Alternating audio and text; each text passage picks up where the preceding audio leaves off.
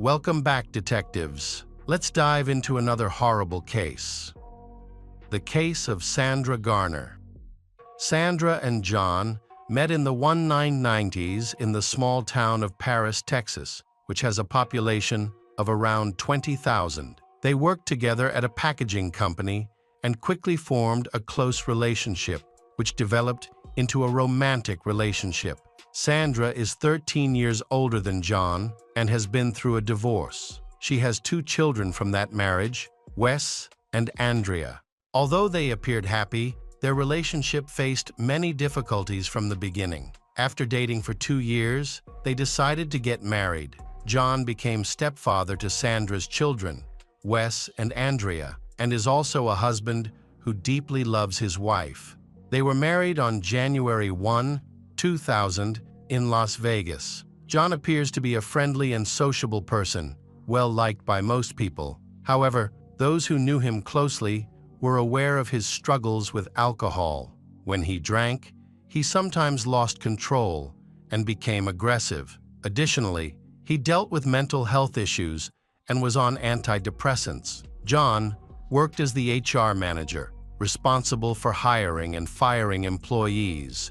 He especially enjoys firing people, which leads many to think that he enjoys the power he has over others. Overall, Jon was a caring person who loved his family. After the wedding, his life seemed to get better, thanks to the sincere love between him and his wife, Sandra. They felt very compatible and quickly got along with their children, especially little Wes. However, Andrea did not like Jon, her stepfather. This is a normal psychological reaction of most children when they do not want to accept their parents' new partner, and it usually requires time to adapt. In 2014, Sandra started experiencing health issues and was diagnosed with multiple sclerosis, which greatly complicated her daily life. This has changed their family life a lot. Jon had to do the housework and take care of Sandra. During this time, she tried to work remotely to help out financially. He willingly supported her, helping her with daily tasks and providing emotional support. As a result, Andrea witnessed the love between her parents and began to empathize with Jon. The relationship between Andrea and Jon improved. She started helping Jon with more housework and taking care of Sandra. This brought their family closer. Unfortunately, Sandra's health continued to decline. She faced ongoing struggles with her illness, impacting both her physical and emotional well-being. The medication she took provided only partial relief, alleviating some symptoms, but leaving her feeling emotionally suppressed. At times, she found herself searching online for ways to end her life, feeling overwhelmed by depression. During those times, she confided in Jon about her thoughts and expressed her worries about being a burden to him. Jon reassured her, saying that if she were to die, he would not want to continue living either. This conversation made Sandra realize that she could not leave her children without a parent. In that moment, Jon became her reason for living. As Sandra's health deteriorated, she decided to leave her job because she was unable to work, either in the office or from home. This meant that Jon was the only one earning money to support the family, causing further financial hardship. Even so, Jon showed no signs that he was stressed. He always supported his wife and children, was always by their side, and tried his best to help. In 2016, the family moved to a small town called My Sang, about 50 kilometers south of Taoist in Alice County. With a population of less than 1,000, My Sang is a friendly and cozy community. They loved it so much that they decided to buy a house there. Jon and Sandra have good relationships with both families. This was proven when Jon's relatives moved into a new house right across from theirs. They frequently organized joint events and celebrated holidays together. The backyard of Jon and Sandra's house became a gathering place for everyone. By this time, their children, Wes and Andrea, had moved out and were living independently. Sandra continued to battle her illness, but the family seemed to be doing fine, at least until 2018. On January 1st, They were set to celebrate their 18th wedding anniversary.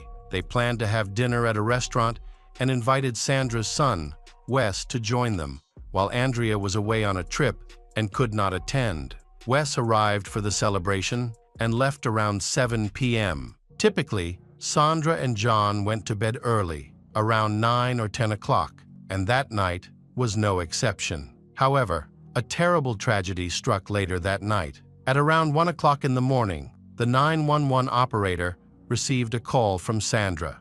She said she needed help and asked for both the police and an ambulance, as her husband Jon had been attacked. According to her, an intruder had entered their home, attacked her husband, and then forced her into the bathroom. There, the assailant ordered her to count to 100, threatening to kill her if she did not obey. She complied with his demands. Sandra told the dispatcher that her husband Jon was wheezing and likely still alive, and she requested help. The dispatcher provided instructions for performing artificial respiration, and she followed. Fishers were dispatched immediately, but it took them about 15 minutes to arrive.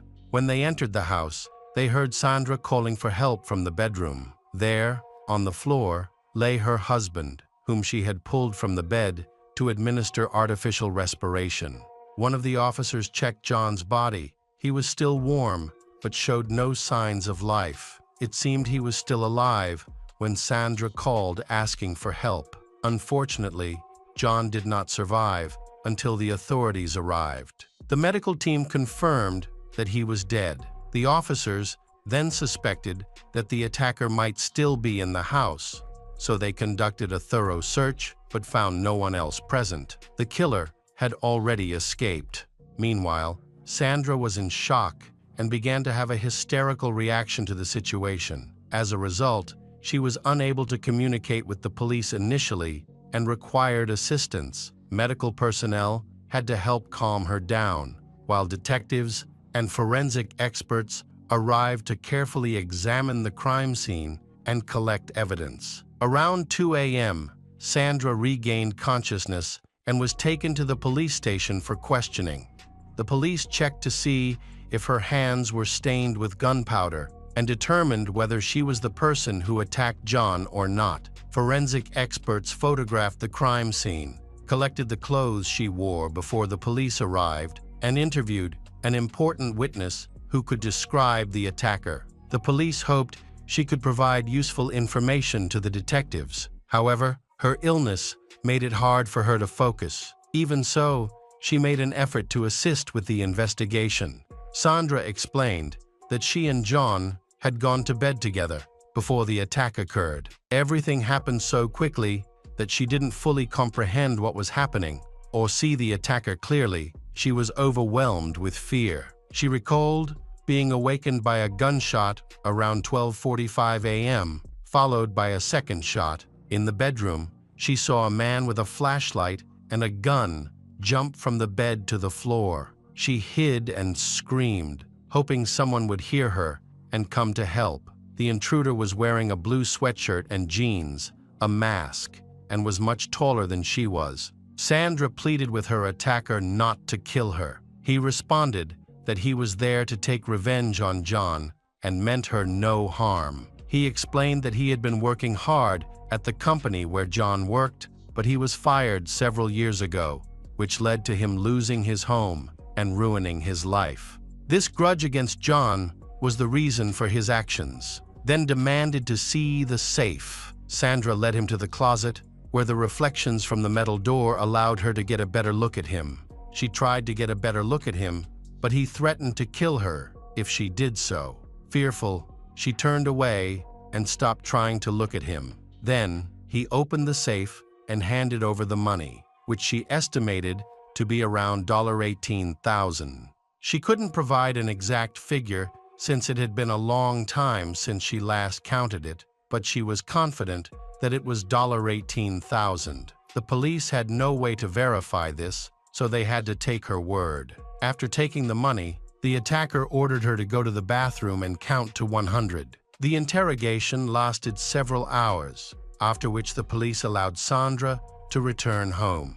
By then, Her family had gathered to support her during this difficult time. She needed them now, more than ever. She was deeply saddened by what had happened. However, some family members doubted her sincerity. Many people noticed her strange behavior immediately after she spoke to the police. She returned to her house, even though the attacker might return, as if she was not worried about the incident. In fact, Sandra seemed to be hoping the man would come back so she could attack him. Meanwhile, her family arrived at her son Wes's house and informed him that Jon had been killed. He was shocked and immediately went to the police station to report the incident. What was strange was that he did this before going to visit his mother. He did not even call her to ask about the situation. Later, the police understood Wes's actions. He had something important to share with them. From the very first sentence, he confirmed to the police that he believed the murder was committed by his own mother, Sandra. However, he felt very embarrassed to say this because it was difficult to give testimony against the closest relative. He was skeptical that an intruder could have entered their home unnoticed, even though his parents had 2 dogs. These dogs should have barked to warn of danger. His statements puzzled the police. During the initial interrogation, Sandra's testimony was so clear and convincing that the police had no doubts about her. However, Wes maintained that his mother could have killed Jon, prompting the police to consider this possibility. Police thoroughly searched the entire crime scene, including the main house and several outbuildings like a garage and a barn. In the garage, they discovered Sandra's Ford Mustang. They were looking for her self-defense pistol, which Wes mentioned was usually kept in her purse but is sometimes hidden under the seat of the vehicle. Unfortunately, they could not locate the weapon. In the house, police discovered a total of 49 pistols and 10 rifles. All of these weapons belonged to Jon, a gun enthusiast who did not know how to store them safely. These weapons are kept all over the house, suggesting that Jon wanted a gun to be ready for use in emergency situations.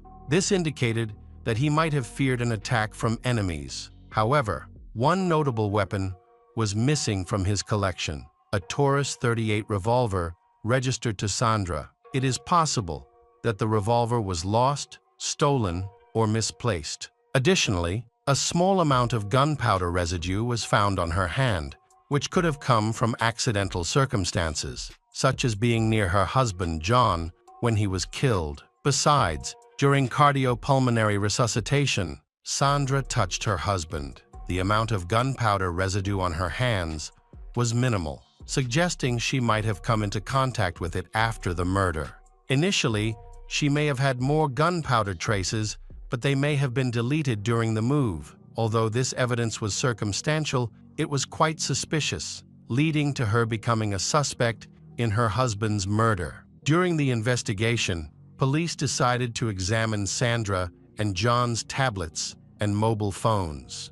These devices were confiscated to analyze their messages and internet searches. Investigators discovered that Sandra was conducting very suspicious searches, including searching for fentanyl and other powerful drugs. Even more troubling, shortly before Jon's death, she had searched for methods to kill someone and ways to conceal a crime. However, these searches are not enough to definitely confirm her malicious intentions, as they are mixed with normal searches. Still, they raise suspicion. On January 4, 2018, police investigated the possibility that Sandra was involved in Jon's murder. The only issue was that they had yet to locate her gun. Officers consulted her son, Wes. He suggested that if he were searching for the gun, he would check his mother's car. Consequently, police decided to conduct a more thorough search of the car and garage. When the detectives arrived at Sandra's house, they found that the garage was locked. They asked Wes to open the door for them, and he went to see his mother. He had asked her to give him a spare key so the police could get into the garage. However, she was visibly terrified. She insisted that she would not let the officers in, demanding that they leave immediately. All those who witnessed this gesture were shocked. Her reaction left them feeling strange. Previously, she had communicated openly with the police and was willing to help in the investigation. However, on that day, she had a very strong reaction. Initially, Sandra expressed disappointment with her relatives because they suspected her of guilt. Afterward, she left the house and went to her garage in an attempt to stop the officers from searching. However, her efforts were in vain. The police informed her that they would conduct a search, even if she did not want it. If she refused to provide the key, they would break down the door, since they had a warrant. Consequently, she had no choice but to comply and unlock the garage. When they got in, they immediately checked under the driver's seat of the Mustang. There they found a grocery bag containing a paper towel that wrapped a rusty .38 caliber revolver. This suggests that during the initial search, the weapon was hidden elsewhere, and she later returned it to its usual location. This is absolutely certain because the police team that conducted the previous search was present at the scene again. Sandra was likely very nervous and reluctant to let the police into the garage. The investigators questioned Wes again, and he claimed to have seen Sandra put the murder weapon in her car after the police had left. However, she denied this accusation. It was puzzling because she had no motive to kill her beloved husband, who had always cared for her. The detectives decided to question Sandra again, not just as a witness, but as a suspect in her husband's brutal murder. They made it clear they suspected her of the crime. They pressured her, accusing her of lying and trying to obstruct the investigation. Although she was visibly upset and denied any involvement in the crime, her emotional response seemed sincere. She confirmed that there were no weapons hidden in her car. She was emotional at the time and could not provide any further information. Experts analyzed the flight path of the bullet from the gun used in the case. They determined that the shots were fired from the revolver found in the car, and the bullets collected matched this weapon. However, no fingerprints or DNA from Sandra were found on the revolver, indicating that it could have been used by anyone. Despite this, she could still be arrested and charged, but it would take more evidence to build a full case. The police went to arrest Sandra at her home, but she was not there, so they waited for her to return. When she drove up in her car, she was surprised to find herself immediately arrested. Jon's family watched from the windows of a nearby house. As the police handcuffed the family members of Jon erupted in applause. They feel grateful that justice was finally served and believe that she was the one who shot Jon. Sandra was taken into custody and her bail was set at $2 million, an amount she could not afford. As a result, she remained in prison for a long time. On March 21, 2018, Sandra Garner was officially charged with the murder of her husband, Jon. She spent a year and a half in prison, which took a severe toll on her health. When she appeared in court in September 2019 in Waxahachie, Texas, she looked very unwell. It seemed that the situation had drained her of her remaining energy. She appeared physically worn out and emotionally exhausted. From the outset, the prosecutor's office believed they had strong reasons and sufficient evidence to convict her. However, as the prosecution's case progressed, it became increasingly clear that Sandra might avoid punishment, as the evidence against her was largely circumstantial. One of the key witnesses in this case is Sandra's son, Wes. He actively sought to push the investigation forward, even implicating his own mother. Wes confidently claimed that the weapon should be in the car, despite the fact that investigators found it was not there previously. Typically, someone who shares such detailed information about a crime raises suspicions of their involvement. This led many to wonder, did Wes want Jon, his stepfather, dead? Did he orchestrate the incident to have Sandra, his sick mother, arrested instead of facing consequences himself? When investigators looked closely at Wes, they discovered several troubling issues. He was able to kill Jon because he had access to the entire house and knew where the gun was hidden. Investigators discovered that the suspicious online searches only occurred on nights when Wes visited his parents, Jon and Sandra, after they had gone to bed. Tablet searches can be traced back to Wes in the first place. He seemed determined to make his mother, Sandra, pay for this crime, and even implied that she had a weapon. Wes's alibi was highly questionable. He claimed that he was at home watching videos on his laptop at the time of the crime, but no one could verify this. He lived alone. And during the initial investigation, the police overlooked a crucial detail. His laptop was set to a different time zone. Additionally, Wes can set the video to play continuously while he is absent, meaning he had no real alibi. Furthermore, Jon had a motive, as he was named in Jon's will, and might have wanted to access his inheritance quickly. In contrast, Sandra had no reason to want Jon dead. Jon was a significant part of her life and had cared for her during her illness for many years. He is the only one who earns money to support the family, and they live in harmony and attached together. During the trial, it was highlighted that the police had failed to act professionally. It took them 15 minutes to get to the crime scene. The police who conducted the investigation that night were inexperienced, as they had never been involved in a criminal investigation before. This led to some serious mistakes. In addition, the police needed to use special bags to preserve traces of gunpowder on Sandra's hands, but they did not do so.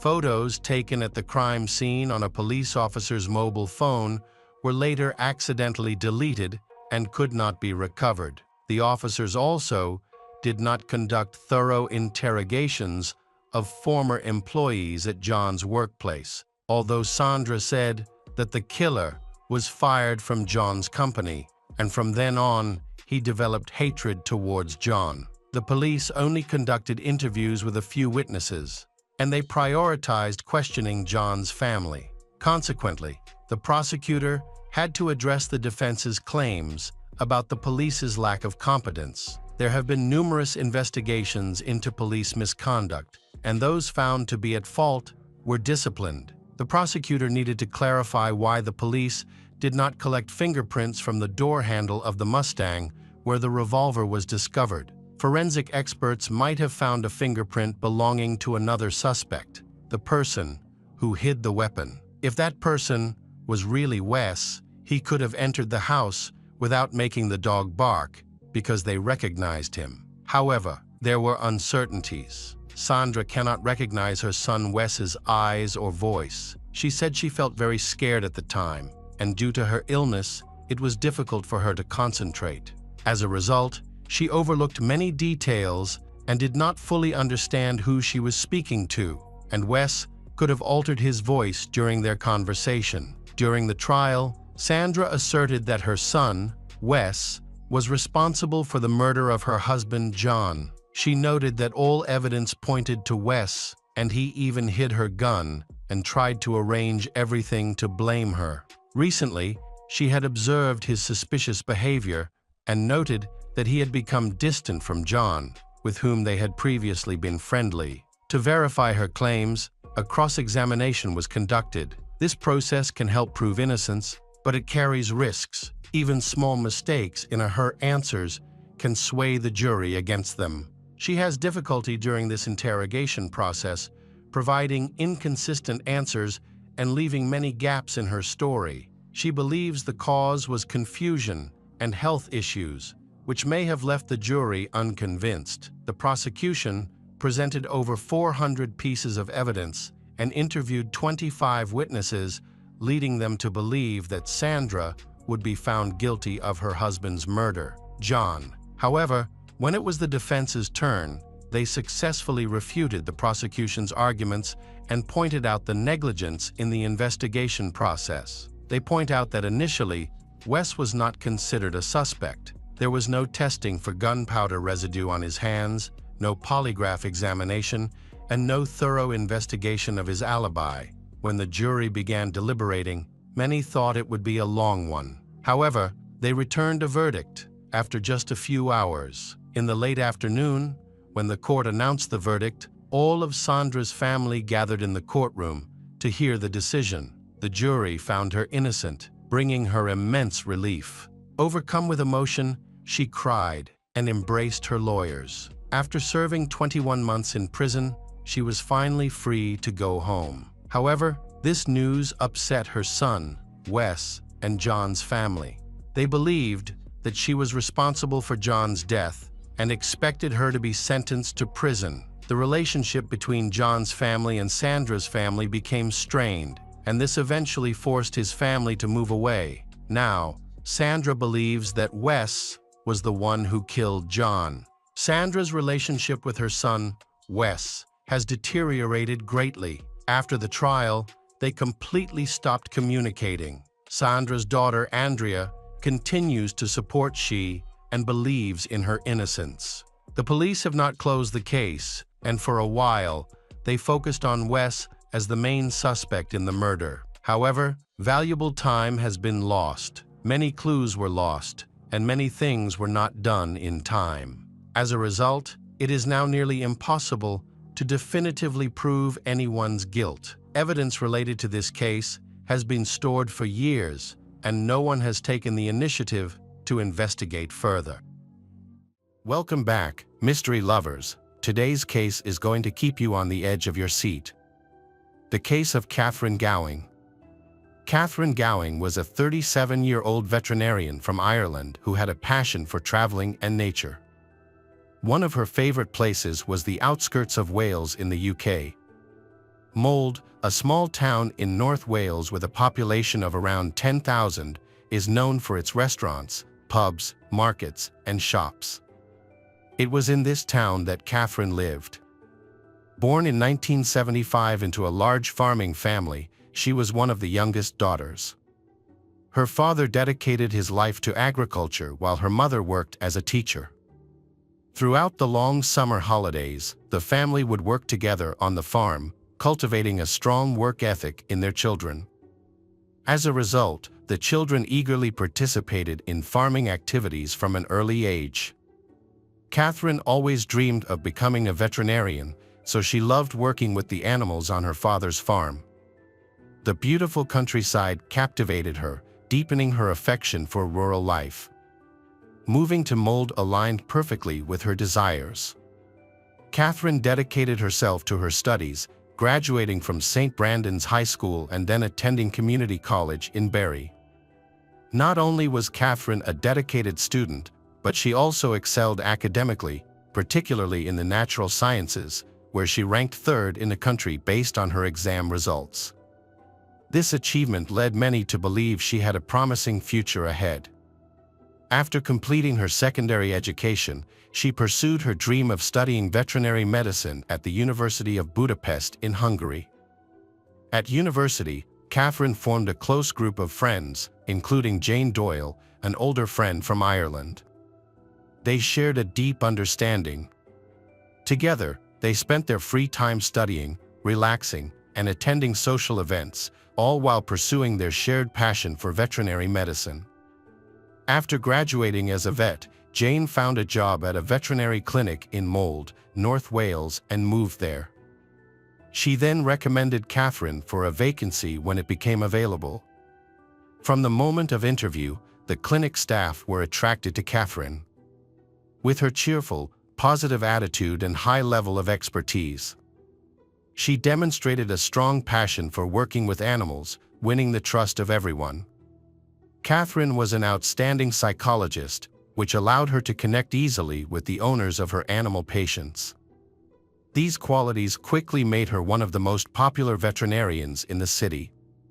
The girls fell in love with their new environment, but since they didn't own any property, the veterinary clinic provided their accommodation, which they weren't particularly fond of. To reduce expenses, they decided to rent a house together in a nearby village called New Brighton, just a 10-minute drive from work. The year 2012 marked the peak of Catherine's and Jane's lives. At that time, Catherine was 37 years old and had been working at the veterinary clinic for a year and a half, building a strong reputation. She was attractive and charming, and her soft Irish accent attracted many men. However, she wasn't interested in starting a family yet and remained focused on her work with animals. Even when she agreed to go on dates, those relationships usually didn't last long. In October, Jane planned a weekend trip to visit her family and asked Catherine to cover her shifts at work for a few days.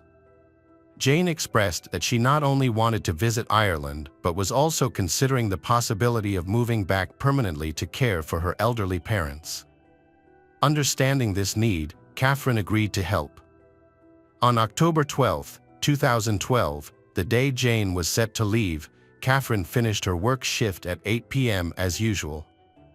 She then went to a nearby store to do some shopping.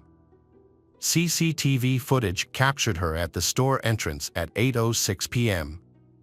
At that time, Catherine was wearing blue jeans and a brown zip-up jacket, and she carried a bright brown bag across her body. She spent about 30 minutes shopping in the store. After she was seen on camera in different departments, she was recorded again as she left, carrying a plastic bag and a pizza box. This was the last sighting of her. Since the woman lived alone, her disappearance went unnoticed at first. The following Sunday, October 14th, Catherine was scheduled to meet a work colleague for lunch, but she never contacted him. She didn't show up and ignored his attempts to reach her. This worried her friend, who had known Catherine for a long time and found her sudden silence unusual. Initially, a coworker assumed that Catherine was just sick and resting at home. The situation became urgent when Jane returned from Ireland on Sunday evening and discovered that Catherine was not home. Her car was also missing, and strangely the front door was unlocked. Jane searched the house for any signs of her friend's location but found nothing. Catherine wasn't answering her calls, and the house was filled with a strong smell of cleaning products, which struck Jane as odd. She also noticed that Catherine's personal items, like her car keys, handbag, wallet, and mobile phone, were missing. Jane assumed that Catherine had gone home for the weekend as planned. Exhausted, Jane went to bed despite not having slept well and knowing she needed to wake up early for her shift. She felt confident that Catherine would reach out to her in the morning, and perhaps they would see each other at the veterinary clinic where Jane worked. Jane woke up and looked around her house again, but there was still no sign of her friend. Her calls and messages to Catherine went unanswered. She then went to work, hoping to find her there, but Catherine didn't show up at the clinic. Instead of being angry about her absence, the clinic management was worried. They knew she hadn't been in touch since Friday when she left work. During that time, a few people received a brief text message from her, which surprised everyone because it didn't sound like her usual style. These messages were never shared publicly. Concerned for her safety, the employees decided to contact the police. Jane spent the entire day trying to reach Catherine, but her calls went unanswered. After finishing work, she went directly to the police station to report Catherine's disappearance. She shared details about Catherine's recent life, which helped the police eliminate her as a suspect. Jane also mentioned that Catherine's car was missing, which could potentially provide a clue to the investigation. The police quickly began their investigation by interviewing Catherine's friends and acquaintances. Everyone commented on her sense of responsibility, never changing her plans without informing someone. This raised concerns that something terrible might have happened to her. Police obtained surveillance camera footage that showed Catherine's movements from the veterinary clinic to a nearby store. After she left the parking lot, her trail went cold, making it impossible to track her any further. Catherine's parents, who live in Ireland, were promptly informed of the situation. They mentioned that their daughter had not visited them over the weekend and that they hadn't seen or heard from her in several days. Catherine's sister-in-law flew in from Wales to assist the police in the investigation and the search for Catherine. Immediately, they turned to the public through the media to gather any information about her. Unfortunately, no useful information was received. No information was received until October 16th. During this time, police believed that the Catherine might have been a victim of a crime. While no blood stains were found, but police did discover fresh male DNA on her bed linen during an inspection of the victim's house. They also found a piece of cloth tied around the bedpost. It appeared that someone had come to see her while her friend was away, tied her up, and then had an intimate encounter with her. Forensic experts discovered evidence at the scene and sent it to the lab for analysis. On the evening of October 14th, while Jane was trying to contact Catherine, she received a call from Clive Sharp, Catherine's then 40-year-old boyfriend. They had argued shortly before Catherine went missing. And now Clive wanted to attract Jane's attention and buy her a present. However, Jane did not answer his phone. Before this incident, Catherine and Clive had been dating for several months.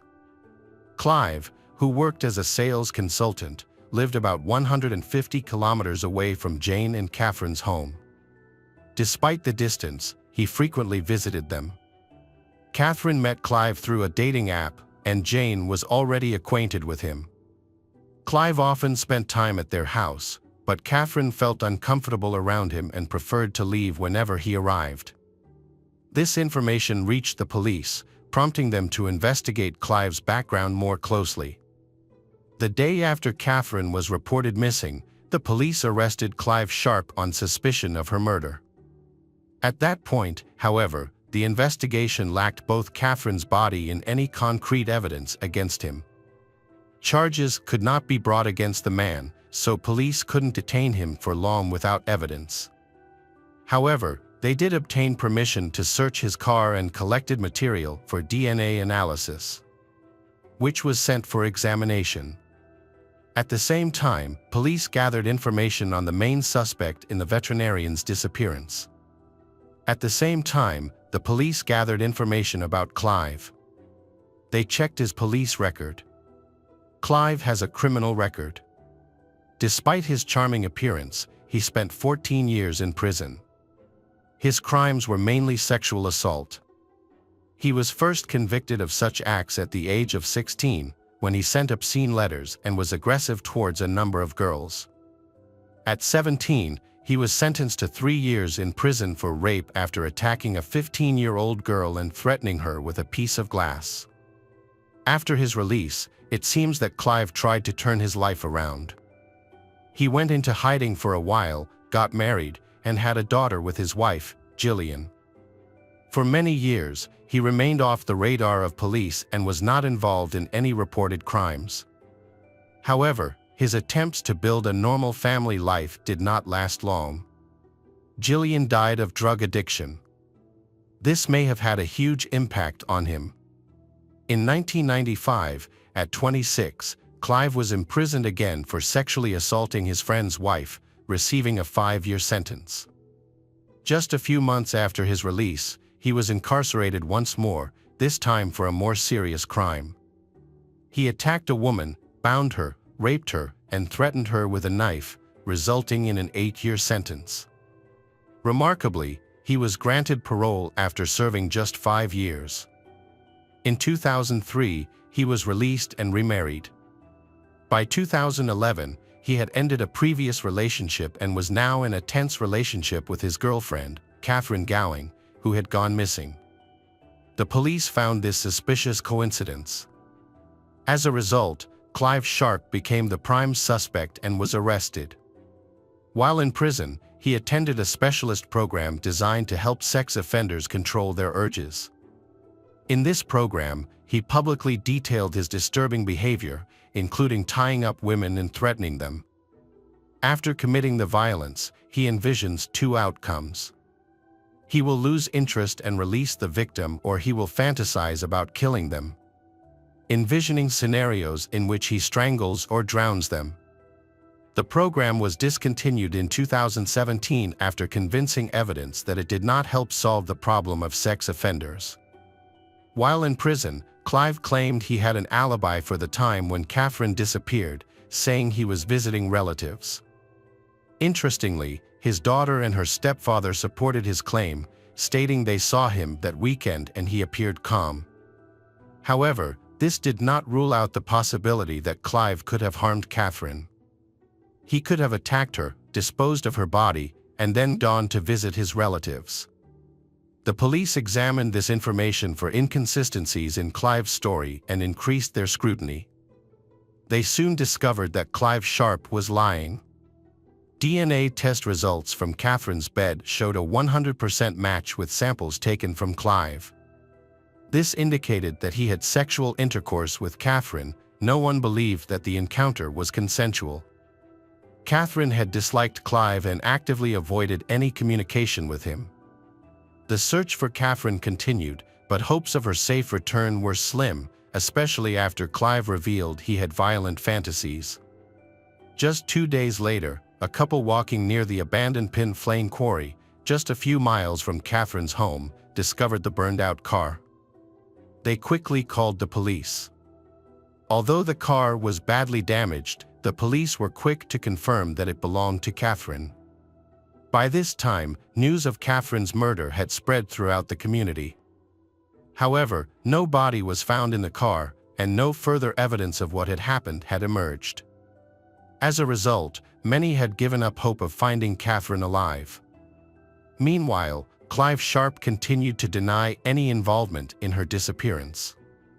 On October 19th, the prosecutor's office concluded that they had enough evidence to charge him with Catherine's murder. Even without a body, preparations began for a long and contentious trial, with the prosecution attempting to gather all available evidence.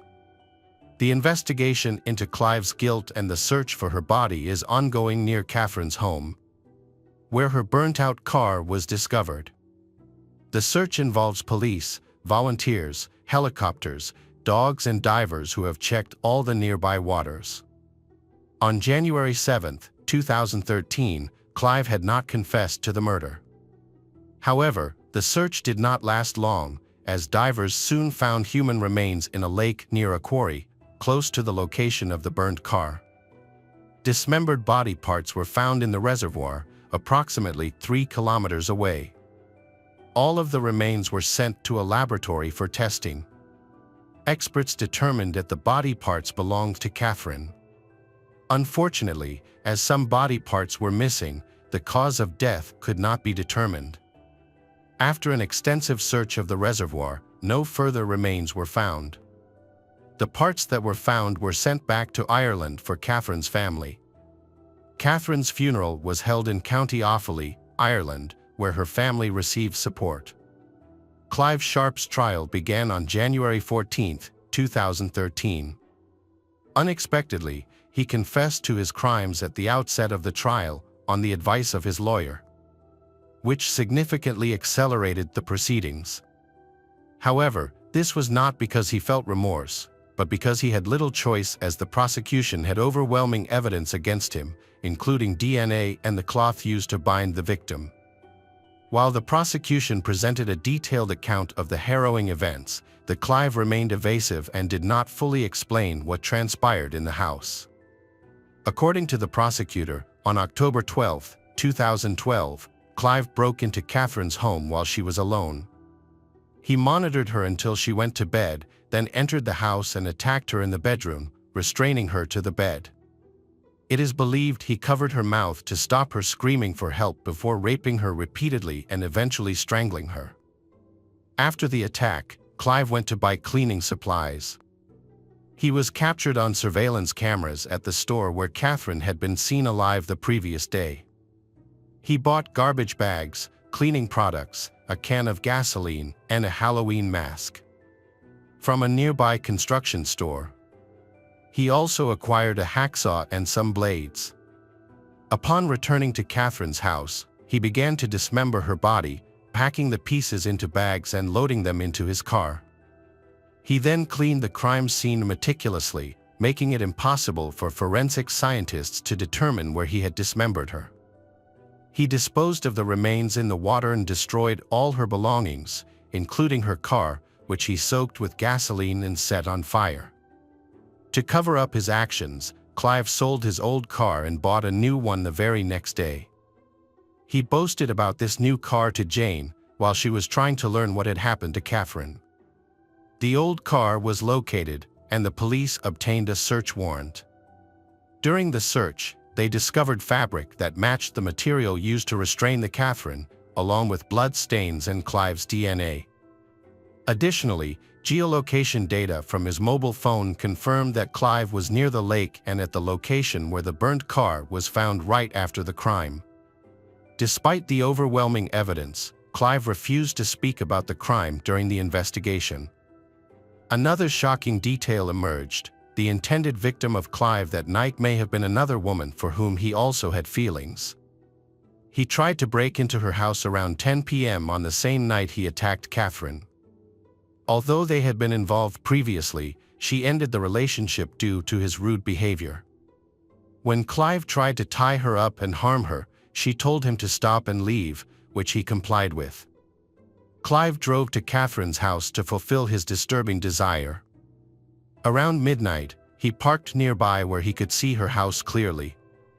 Recorded on CCTV, he waited until about an hour after she went to bed before taking action. After the attack, he returned to his car and spent an hour and a half reflecting on what he had done. He went back to Catherine's house around 3 a.m., knowing she was alone and using a key that Jane had given him, which eliminated any barriers. During the trial, Clive confessed but offered few new details. He kept his head down and avoided looking at the prosecution or Catherine's family. Ultimately, Clive Sharp was found guilty of murdering Catherine Gowing. The prosecution requested a minimum sentence of 42 years, but due to his guilty plea, this was reduced to 37 years. A monument to Catherine was later built in the Catholic Church in Buckley, funded by employees of the veterinary clinic where she worked. A year and a half after the crime, Catherine's friend Jane was still deeply affected following Catherine's death.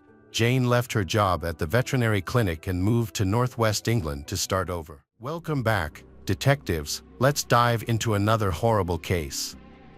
The case of Yvonne Baldelli. Yvonne Baldelli, born Fold, was born on June 30, 1969, in a small town in sunny Southern California. She was the third and youngest child of Marjorie and James Fold and grew up with her brother Michael and sister Michelle, with whom she developed a particularly close relationship from an early age. When Yvonne was 13, her mother passed away after a long illness.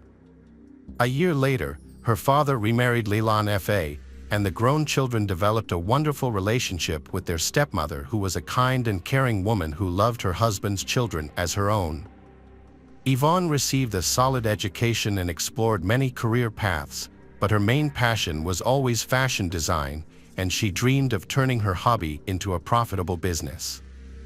However, luck never seemed to be on her side when it came to her personal life. She had been married twice, but both marriages ended in divorce. Additionally, a surgery she underwent as a young woman, followed by complications, left Yvonne unable to have children. After her divorce from her second husband, Kevin Baldelli, in 2007, Yvonne lived alone in her small apartment with her dog, whom she affectionately called Baby. She kept in regular contact with her father and sister, calling them almost every day and trying to see her family at least once a month. In 2009, as Yvonne was preparing to celebrate her 40th birthday, she met a Marine named Brian Brimmager. At the time, he was legally married and had a young son with his wife. Despite this, Brian was open about his extramarital affair and shared with Yvonne that he was unhappy in his marriage, claiming that he had not filed for divorce only because he did not want to hurt his child. Yvonne fell in love with this handsome, tanned, healthy man at first sight and believed every word he said.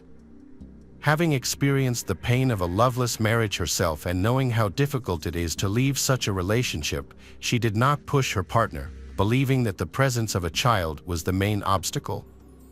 However, Brian was not as straightforward and sincere as he seemed.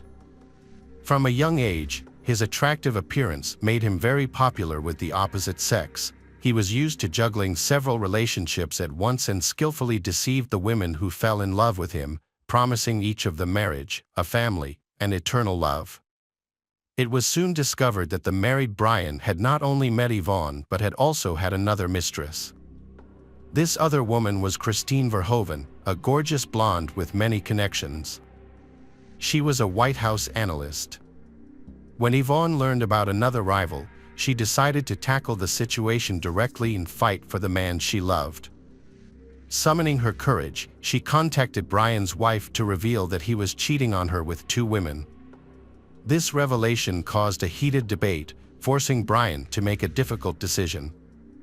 In the end, he chose Yvonne, though it's possible she influenced his choice. A few months later, Brian officially divorced his wife and moved in with Yvonne. At that time, he was still in the Marines but had been thinking about leaving his military career. The couple appeared genuinely happy, but Yvonne's family remained skeptical of Brian, questioning the sincerity of his feelings. In the summer of 2011, Brian expressed his desire to make significant changes in his life. He wanted to leave the military, move away from the busy city, and settle on a tropical island. Yvonne felt the same way. She supported him completely and was ready to go wherever he chose.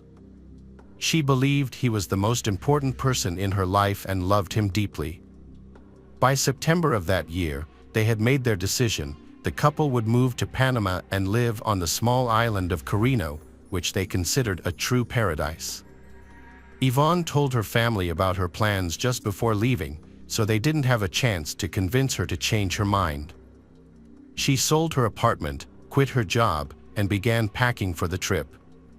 Yvonne packed only a few bikinis, shorts, tank tops, and her sewing machine, aiming to start a small boutique where she could create and sell custom outfits for tourists on the new island. In early September, Brian, Yvonne, and her beloved little dog flew to Panama. They spent a few days in the capital before taking a ferry to Carino Island, where they rented a house right by the ocean.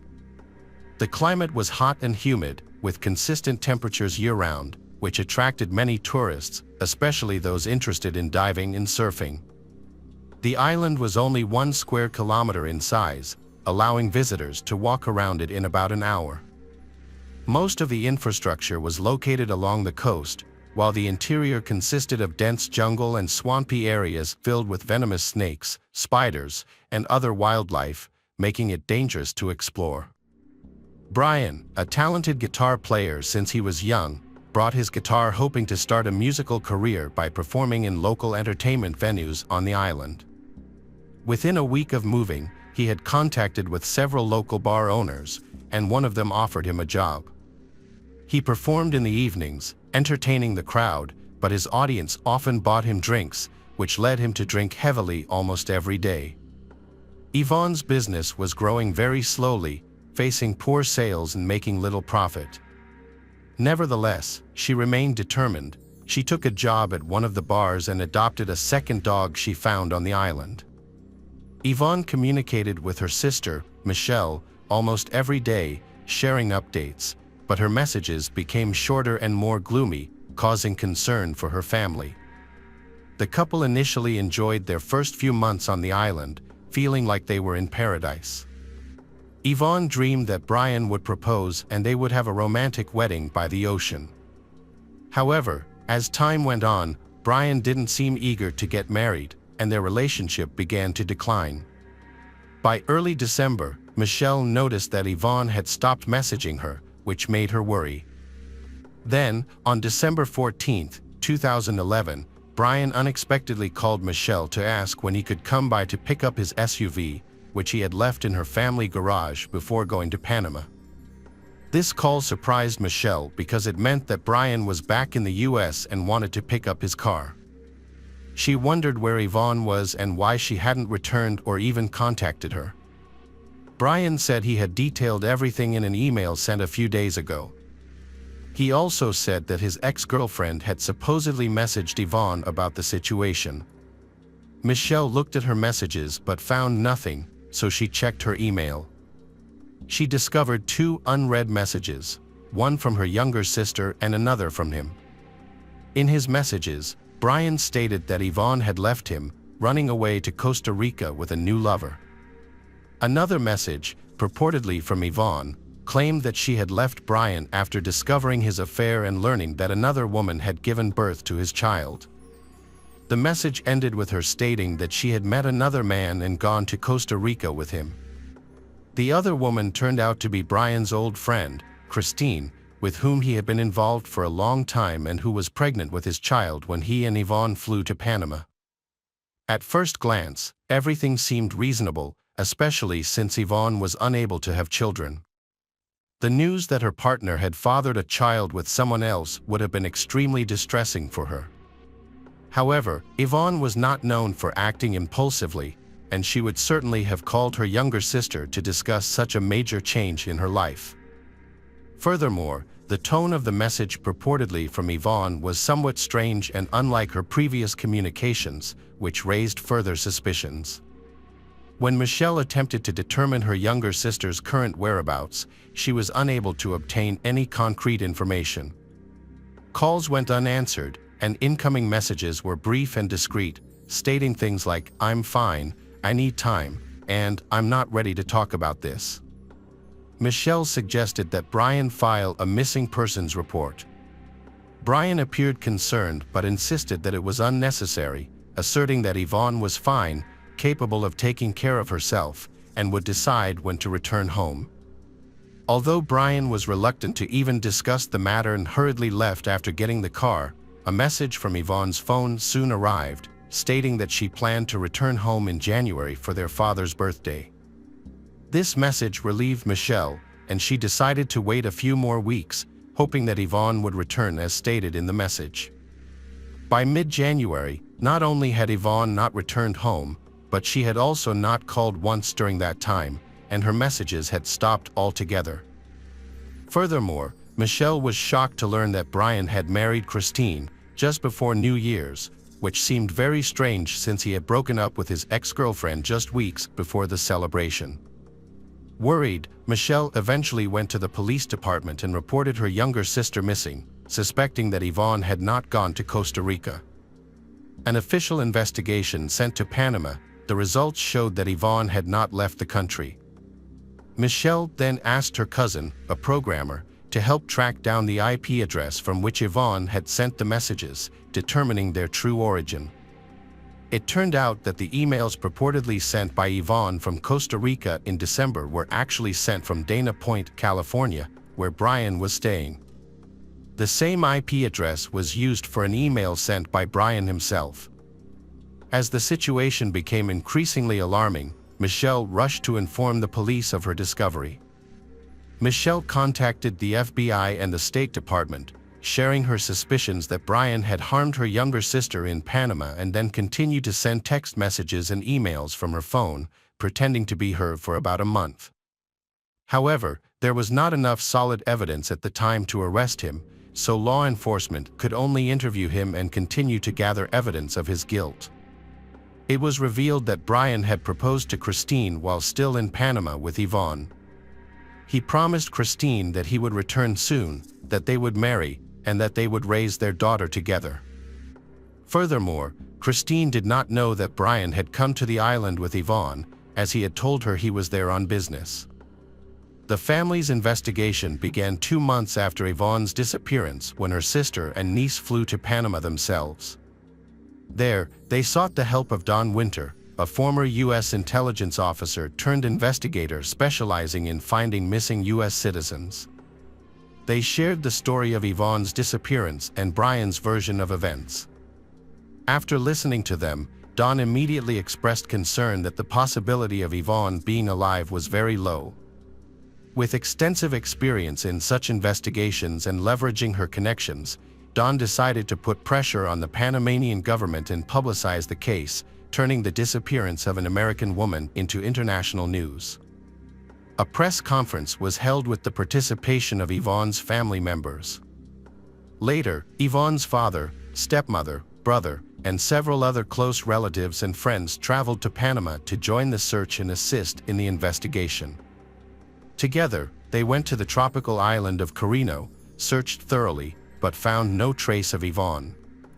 Their search efforts were hampered by dense bushes and swamps filled with wild animals. In addition, the family asked the islanders how well they knew Brian and Yvonne and what they could tell them. It turned out that the couple had been drinking heavily recently and often argued loudly, disregarding those around them. They were seen at the bar almost every day, drinking and arguing violently. Furthermore, people began to notice bruises and scratches on Yvonne's face and body. She hardly ever took off her sunglasses, apparently to hide the bruises under her eyes. The couple's landlord confirmed that neighbors frequently complained about noise, screaming, and swearing coming from their residence. At the same time, FBI agents brought a special team of divers to the island to search for any potential evidence or remains of her. Unfortunately, these searches also yielded no results. Brian was initially the prime suspect in the case, but there was no concrete evidence to charge him. He denied any involvement, repeatedly telling the same story about his ex-partner running off with another man. It was not until September 21, 2012, that Brian was questioned and his home searched. At the time, his wife, Christine, was at work while Brian, unemployed, stayed home with the children and immersed in his beloved game of golf. Initially, he appeared confident, recalling that Yvonne had left him after discovering his child with another woman. However, he became visibly concerned and the police mentioned that the last messages sent under Yvonne's name came from his area and expressed interest in examining the laptop found on his desk. The confiscated laptop turned out to be Yvonne's, with messages sent from it after she had supposedly fled. A photo of Yvonne with a bruise under her eye was found on the computer, as well as a screenshot of a conversation from November in which Brian and Christine discussed their ongoing affair and the shared custody of their daughter, which is probably how Yvonne learned about them. Furthermore, the laptop search history from November 26, 2011, contained queries such as how to clean blood and how to remove blood from a mattress. These pieces of evidence were important but circumstantial, as no body or mattress with bloodstains was found. The fact that Brian had sent messages impersonating Yvonne did not conclusively prove his guilt. Don soon discovered that before leaving Panama, Brian had sold a machete he owned. In an online chat with a potential buyer, he joked that he had only used the weapon once, to finish off a stripper. The prank was so creepy that authorities tracked down the machete's new owner and confiscated the blade for testing, which initially yielded no reliable results. The long-awaited arrest came when police overlooked another crucial detail, Yvonne's bank card. Brian had used the card after she disappeared to add credibility to his story. Before returning to the United States, he decided to take a trip to Costa Rica and used her card multiple times, creating the illusion that she had actually fled to that country. He paid for his ticket in cash and withdrew money from various locations in San Jose, emptying the card before discarding it. Brian had no idea, however, that he had been caught on surveillance cameras at ATMs. In July 2013, a year and a half after Yvonne disappeared, her relatives, along with evidence collected by the police, FBI, and Don Winter, succeeded in getting Brian arrested. He was initially charged with making false statements and obstructing the investigation due to a lack of stronger evidence at that time. At that point, Brian had recently become a father for the second time, as Christine had given birth to a son just a week before his arrest. Authorities attempted to have an honest conversation with Brian, hoping he would confess to the crime and reveal where the body was, but he repeatedly denied any involvement. His lawyer argued that there was no body and no direct evidence linking Brian to Yvonne's disappearance. 2 months after Brian's arrest, investigators made a shocking discovery in the swamp that significantly advanced the case. On Canaro Island, a worker exploring a shortcut accidentally stumbled upon a partially submerged army backpack in the murky underbrush. Out of curiosity, he opened the bag and was horrified to find a human skull inside. He promptly reported the discovery to the police, who arrived to collect the backpack for further examination. Inside, they found dismembered human remains along with the bodies of 2 small dogs. The remains had been cut into pieces, placed in the bag, and hidden in a spot where they were unlikely to be discovered. DNA tests confirmed that the human remains were those of Yvonne, though some body parts were missing. Pathologists revealed that she had suffered severe trauma prior to her death, including a broken nose, cheekbone, and several missing teeth. The presence of the dogs suggested a calculated effort to support the narrative, as it seemed unlikely that Yvonne would abandon her beloved pets, implying that they were also killed and buried alongside her. The chop marks on the victim's bones matched the blade of a machete, confirming that the body had been dismembered with this one. Each machete blade has a unique pattern, similar to a fingerprint. As a result of this evidence, Brian was officially charged with murder, dismemberment, and concealing a crime. In early 2014, Michelle was diagnosed with advanced aggressive cancer. She had been so focused on investigating her younger sister's case that she neglected her own health and put off doctor visits. After 6 months of intensive treatment that didn't work, she chose to spend her remaining time fighting for justice for her sister. In September 2014, doctors informed Michelle that she had only a few weeks to live. Despite her illness, she vowed to continue advocating for her sister until her last moments. She decided to testify in front of Brian, sharing everything she knew and providing all correspondence with Yvonne to the court. She carefully recounted Brian's actions following her sister's disappearance, but then fainted from exhaustion. Michelle died 3 days later. The prosecution contended that on the night of November 26, after another argument with Yvonne over Brian's messages to Christine, Brian, fueled by anger and alcohol, attacked Yvonne and fatally stabbed her. He then dismembered her body in the bathtub with a machete, using the same weapon to kill Yvonne's dogs, and placed their remains in his military backpack.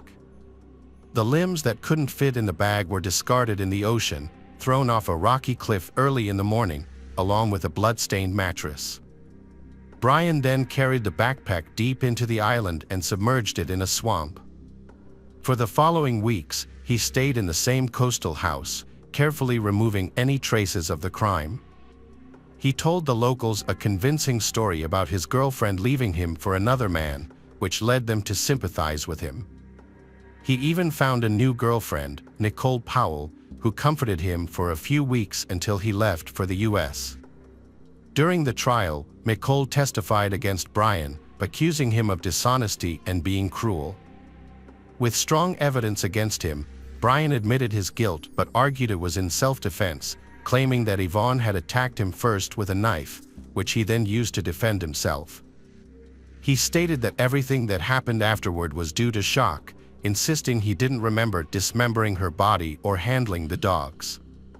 However, his internet searches and efforts to destroy evidence showed that he was fully aware of his actions and tried to create a false narrative to explain Yvonne's disappearance.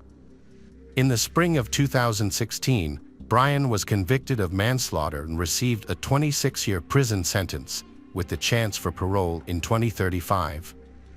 His prior service in the Marines was taken into account during sentencing, which helped him avoid a life sentence.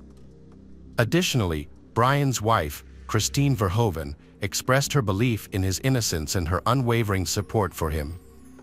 The tragic case of Yvonne Baldelli highlights not only the devastating impact of domestic violence and deceit, but also the tireless pursuit of justice by her family. Despite the initial fog of lies and misdirection, the truth ultimately emerged, revealing a chilling narrative of betrayal and loss. Yvonne's story serves as a poignant reminder of the importance of vigilance and support for those in perilous situations, urging us to seek justice for victims and ensure that their voices are never silenced. Welcome back, mystery lovers. Today's case is going to keep you on the edge of your seat. The case of Teresa Halbach. Teresa was born on March 22, 1980, to parents Richard and Karen Halbach. She was the youngest of 5 siblings, and the family she lived on a dairy farm. When Teresa was 8 years old, tragedy struck as her father passed away, leaving Karen to care for the family alone. Karen later married her Richard's brother, Thomas, and they raised their blended family.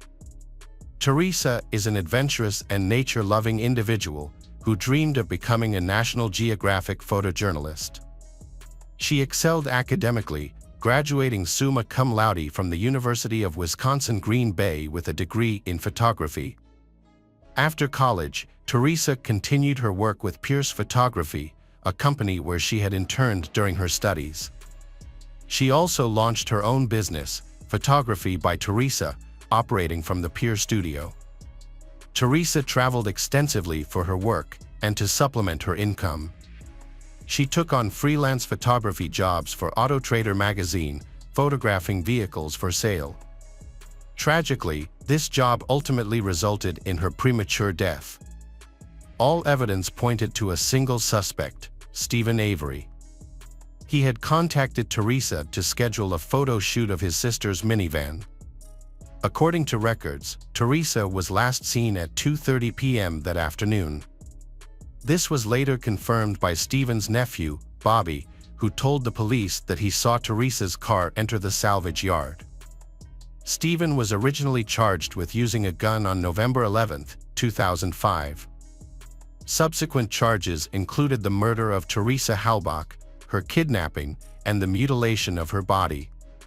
However, while being investigated for these crimes, the police found blood in the SUV Teresa's that matched Stephen's.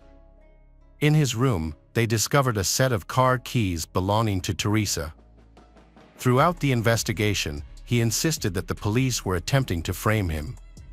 Stephen was born on July 9, 1962, in Wisconsin, where he grew up with his parents Dolores and Alan, and siblings Charles, Earl, and Barbara. However, he had a troubled past, having dropped out of high school with a reported IQ of 70. In 1981, he was jailed for 10 months after breaking into a bar. In the following year, he was found guilty of animal cruelty for brutally killing his pet cat. The cat was doused with gasoline and set on fire, resulting in a 9-month prison sentence. Stephen had a record of behaving violently in the past, including an incident where he threatened his cousin, Sharon Morris. He chased her off the street and pointed a gun at her, claiming that she was spreading false rumors about him. Although Stephen received a 6-year sentence for this crime, but then he was given bail. However, an incident led to his wrongful imprisonment for nearly 2 decades. Henny Bernstein was attacked on a beach in Two Rivers on July 29, 1985. She described her attacker to the police, and the description closely matched Stephen. As a result, he was arrested and charged with the attack on Penny. Despite his claims of innocence, his appeals in 1987 and 1996 were denied by higher courts. Stephen's case was later taken on by the Wisconsin Innocence Project in 2001. In 2002, DNA evidence was re-examined, and he was finally exonerated of the crimes, proving his innocence. Following his exoneration, he filed a civil lawsuit against Thomas Kokarek, the former sheriff, and Dennis Vogel, the former district attorney, seeking $36 million in damages for the wrongful conviction. However, Stephen's freedom does not last long because his life is about to undergo a major change. When Teresa, a friend of Stephen's, went missing, a search was conducted at a local salvage yard. This search was initiated based on information given by Bobby, Stephen's nephew. Stephen reported that Teresa came to his location to take photos and then left. However, evidence found at the scene contradicts Stephen's testimony. These included bone fragments, a set of SUV car keys, blood in a vehicle, and a bullet from the garage with Teresa's DNA on it. As a result, Stephen was jailed for Teresa's murder. During this time, he received a sum of $400,000 in a settlement in February 2006. The investigation also involved questioning Stephen's 16-year-old nephew, Brendan Dassey. It is worth noting that Brendan was not accompanied by his parents or lawyer during the interrogation process. Initially, Brendan confessed to the crime, stating that he and Brendan had assaulted and killed Teresa before burning her body. However, Brendan later withdrew his statement, claiming that detectives had coerced him into making a false confession. In 2006, Brendan was charged as an accessory to the murder, a charge that stemmed from his initial statement. Despite the lack of physical evidence connecting him to the crime scene, but he faced the same charges as Stephen. In 2007, Stephen was sentenced to life in prison without the possibility of parole. Later that year, Brendan was also found guilty of a life sentence with the possibility of parole in 2048. A conviction was made, but it was met with controversy. Many people, including Stephen's family and his ex-fiancée Sandy Greenman, still firmly believe that Stephen and Brendan are innocent. Stephen's family continues to support him and hope that the real killer will be found. Sandy has been a vocal advocate for Stephen. She described Stephen as a model inmate and argues that people wrongly tarnish his reputation. Sandy spoke out in Brendan's defense, denying allegations that he had a history of violence. In contrast, some people firmly believe that Stephen is guilty and should be in prison. One of these individuals is Jody Stokowski, another ex-fiancée of Stephen's. Jody initially supported Stephen's claim of innocence, but she later admitted that had made it up. In an interview, Jody revealed that Stephen had threatened to harm her and her family. Therefore, she believes that he is capable of murder. Jody said that Stephen wanted revenge on women, believing that he had been treated unfairly and that his life had been affected because of it. She strongly believes that Stephen is untrustworthy and described him as a monster. Stephen's defense team questioned the reliability of the blood evidence found in Teresa's car. They argued that the evidence may not have come from the crime scene, but from another source, taken from the vial containing Stephen's blood from a prior conviction. They claimed that the vial containing Stephen's blood had been tampered with and a hole could be seen in the cork. However, the prosecution countered this by conducting blood tests to check for preservatives that are often added to stored blood samples. Since no preservatives were detected, this could indicate that the blood was not old but newly drawn. Tive, which could suggest that the blood was fresh. Stephen's defense team disputed this finding, they calling in an expert witness, who claimed that the test results were unclear, and negative result could mean that there really is no preservative or that the testing technology is not advanced enough to detect preservatives. Both Stephen and Brendan have repeatedly appealed their convictions, but have been denied and they remain incarcerated. Brendan is currently being justified professors Laura Nyroder and Brendan Drizzen from Northwestern University. They have also faced many hurdles, but they remain committed to seeking justice for Brendan. In Stephen's case, the appointment of Kathleen Zellner, a renowned trial lawyer, has injected new hope. Kathleen has a track record of overturning 19 wrongful convictions and is known for her thorough analysis of cases and her ability to uncover missing evidence.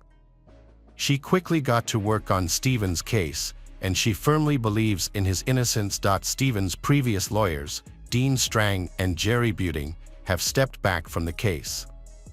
In August 2016, Kathleen requested that new scientific tests be conducted on evidence from the case, and she was willing to cover the costs. Her goal was to prove that Stephen was framed for the crime. She focused on 3 burn pits found at the scene, which showed signs of human remains being burned. Notably, a human pelvic bone fragment was discovered, which had been mistakenly included with Teresa's remains. This discovery suggests that Teresa's remains may have been intentionally placed in Stephen's burn pit. Unfortunately, his defense was denied the chance to examine these bones because the prosecution failed to disclose them. Kathleen claimed that this was a Brady violation, meaning that crucial evidence that could have helped exonerate Stephen was not provided in time. Despite this setback, Kathleen continued to investigate the case from a new angle, which could lead to the identification of a new suspect. Kathleen decided to investigate the Bobby family's computer as an alternative to testing the bone fragments. The computer analysis revealed several disturbing findings, including violent and pornographic images of women being tortured and videos showing women as victims. These materials were accessed at times when Bobby was supposedly at home. Furthermore, Barbara Taddick, Bobby and Brendan's mother, her husband Scott, and Stephen's sister seemed to conceal evidence to avoid implicating Bobby. The forensic team successfully recovered 2,449 pages of data from the computer, including all of Bobby's searches, videos, and photos, and transferred it to a CD-ROM as evidence for the retrial. Bobby is the older brother of Brendan and the nephew of Stephen. During his uncle Stephen's trial, Bobby served as the prosecution's key eyewitness. According to Bobby, the last time he saw Teresa, she was heading towards Stephen's house. Later that afternoon, after returning from hunting, Bobby claimed that he was unable to find Teresa or her car. Brad Dassey, the half-brother of Bobby, has made several claims that have added. He believes Stephen is innocent. Additionally, Brad has stated that Barbara and Scott erased the computer's history, including all pornographic content. A key piece of evidence could potentially clear Stephen and Brendan's names, while further implicating Bobby. An eyewitness, Thomas Sawinski, has come forward claiming to have seen Bobby with an older man pushing Teresa's SUV back into the salvage yard. Thomas stated that he was driving to deliver newspapers when he saw the duo. As he passed them, Bobby attempted to stop him by stepping into the road. Thomas swerved to avoid Bobby and continued on his route. Thomas described Bobby as appearing unhappy to see him there. After learning about the SUV's discovery, Thomas contacted police to share what he had seen. However, the police rejected this, who told him they already knew who is the culprit. New testimony has cast doubt on the credibility of the prosecution's key witness, Bobby. Kathleen believes that if Thomas's claims are true, then Bobby's entire statement is false. She argued that the rejection of key evidence supporting Stephen's case deprived him of the opportunity to prove his innocence for years. The appeals court is considering the new evidence and make a decision in November 2022. Kathleen continues to represent those she believes have been wrongfully convicted. However, throughout the process, Brendan has maintained his innocence. The question remains as to whether Stephen is truly guilty. Hello friends, welcome to our channel. Today we're going to take a look at another horrible case with you. The case of Lynette White. Lynette White was a beautiful young woman from Cardiff, Wales. Due to difficult circumstances, she had to support herself through prostitution since she was 14 years old. Although this was not Lynette's childhood dream, it was the path she was forced to choose. Before her murder, Lynette had given an interview to BBC Wales journalist Tim Rogers, who was investigating child prostitution.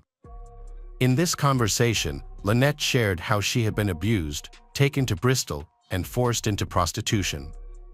Although Lynette managed to return to Cardiff, she was still unable to escape this dangerous life. By 1988, when Lynette was 20 years old, she had become a well-known prostitute on the streets of Cardiff. With her beautiful appearance and high regard among her friends, Lynette was one of the top prostitutes in the city. She went to work every day, earning around £100 a night. People often thought that Lynette White was trying her best to make a better life, but the reality was quite different. She worked hard just to pay for her boyfriend Stephen Miller's cocaine addiction. Every day, Stephen took large amounts of money from Lynette, who was his only source of income. Lynette and Stephen lived together in a flat on Dorset Street, Cardiff. Every day, Stephen drove Lynette to work in Riverside, Cardiff, and then went to the North Star Club in the evening to collect her earnings. Lynette's life took a new turn when Leanne, a friend of Lynette's, lent her the keys to a flat. The purpose of this was for Lynette to take clients there for sex. On the evening of February 14, 1988, Leanne went to the flat as she presumably wanted to use it. However, when she got there, Leanne found the door locked, which was quite unusual. Leanne became very concerned about Lynette and went to Buttetown Police Station to report her missing. The police went with Leanne to her James Street flat. They entered the flat and found Lynette lying in a pool of her own blood. She had died from severe injuries. A post-mortem examination by forensic pathologist Bernard Knight revealed that Lynette had been stabbed more than 50 times in various parts of her body, including her chest, face, abdomen, wrists, arms, hands, and thighs. In particular, her throat had been brutally slashed from ear to ear. Although Lynette had been stabbed multiple times, her cause of death was the injury to her throat. The medical examiner determined that Lynette was murdered on February 14th. Between 1:45 a.m. and 4 a.m. Lynette's body was found between the foot of her bed and the window, covered in blood. An autopsy revealed that semen containing no sperm was found in Lynette's vagina and on her underwear.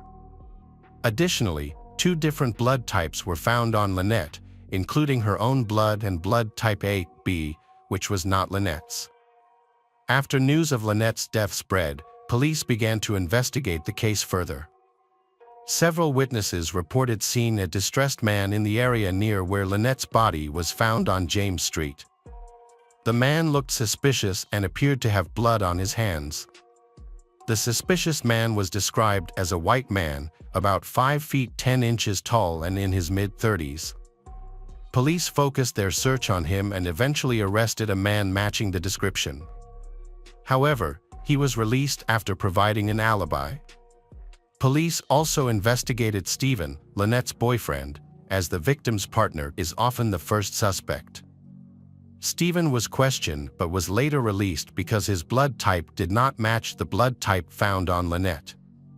In addition, the police also investigated Francine Cordell and his mother because Lynette was scheduled to testify against Francine in court in an unrelated case. However, both were also ruled out as suspects because their blood did not match the AB blood type found on Lynette. With no leads, the police had to rely on statements collected from the house-to-house investigation. In particular, 2 people gave suspicious statements. They were Mark Gromick, who lived in the apartment above where Lynette was murdered, and his friend, Paul Atkins. In their testimonies, Mark and Paul gave 4 completely different statements. Therefore, the investigators did not take these statements seriously. The police collected more statements related to Lynette's murder. Ronnie Williams, a police informant, gave statements implicating his brother-in-law, Yusef Abdullahi. However, the strained relationship between Ronnie and Yusef led the police to doubt and dismiss this account. Leanne Vilde, who reported Lynette missing on the day of her death, was also a suspect. After intense questioning, she gave a drunken statement naming Stephen and Yusef as the killers. Another eyewitness, Violet Piriam, a secretary at the Cardiff Yacht Club, shed light on the case.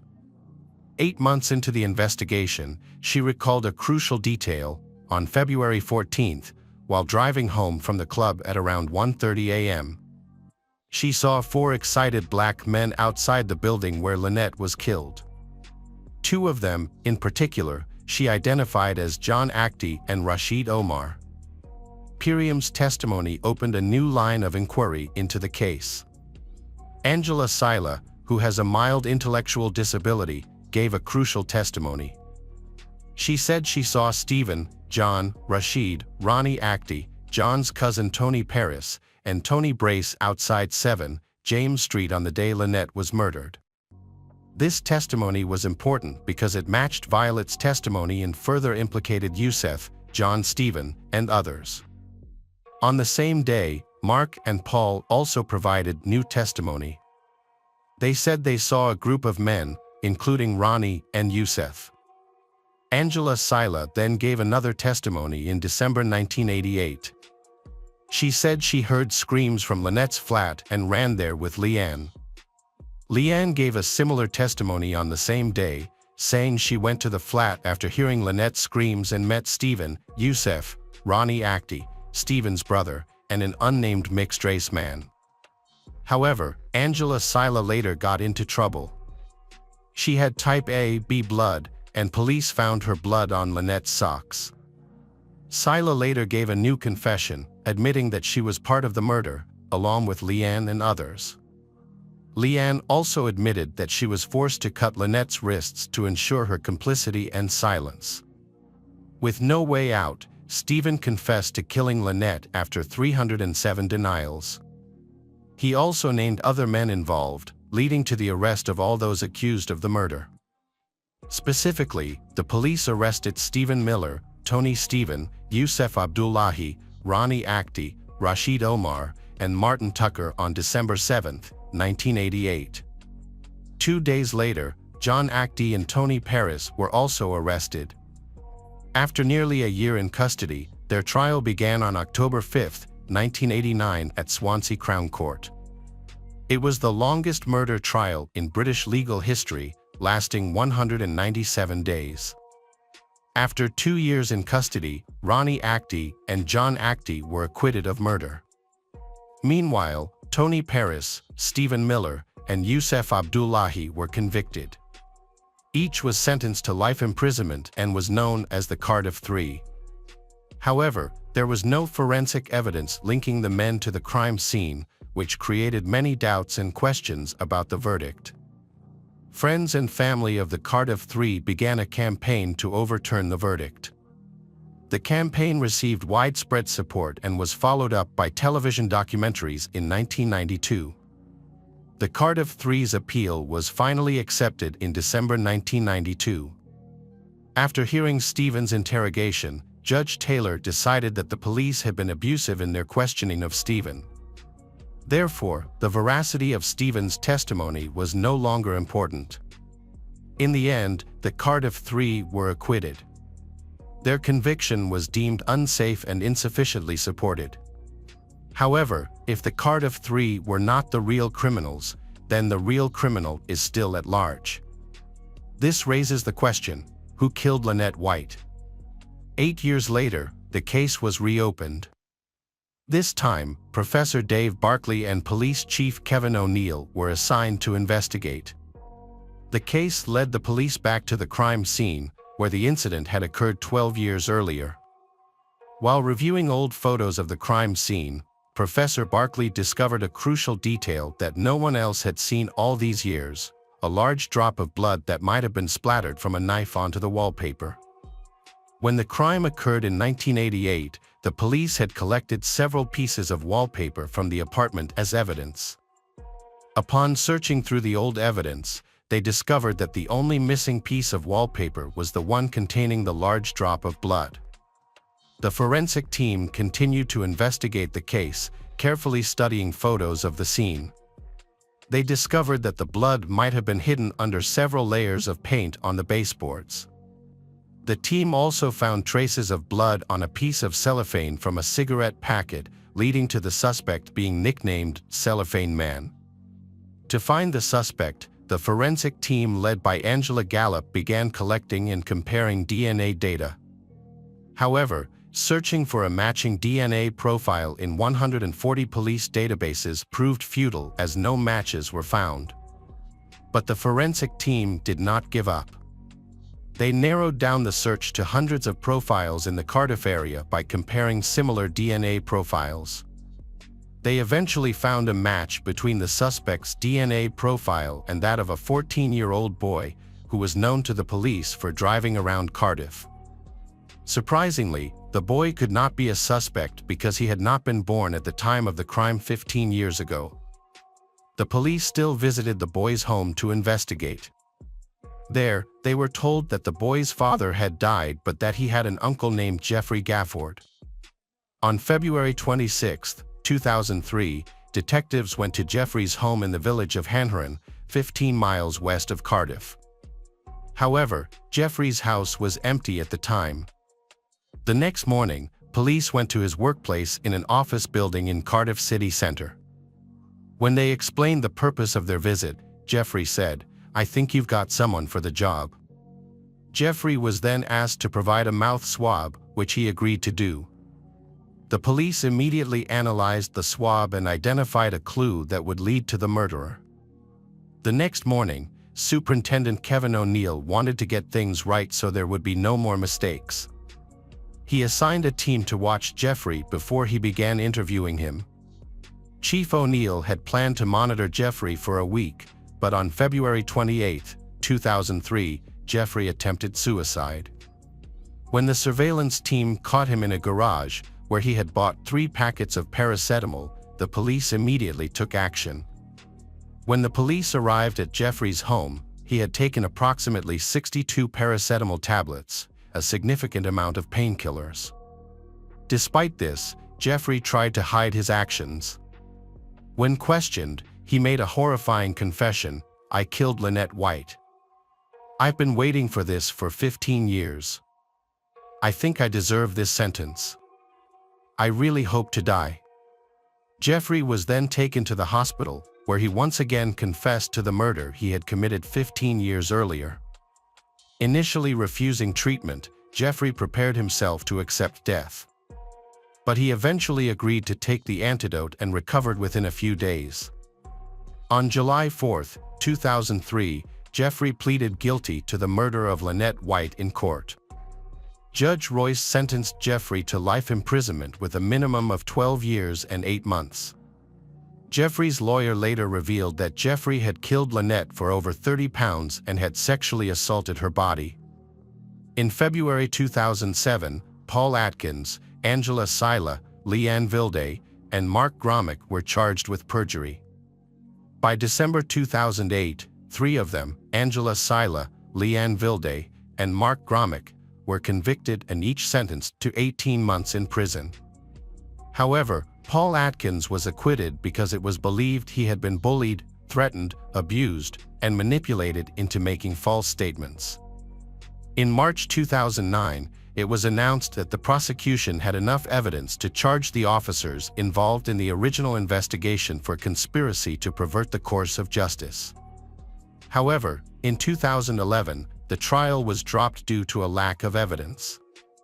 In 2015, 8 of the accused officers brought a civil suit in the High Court against the police force, suing for malicious prosecution, unlawful detention, and wrongful conduct.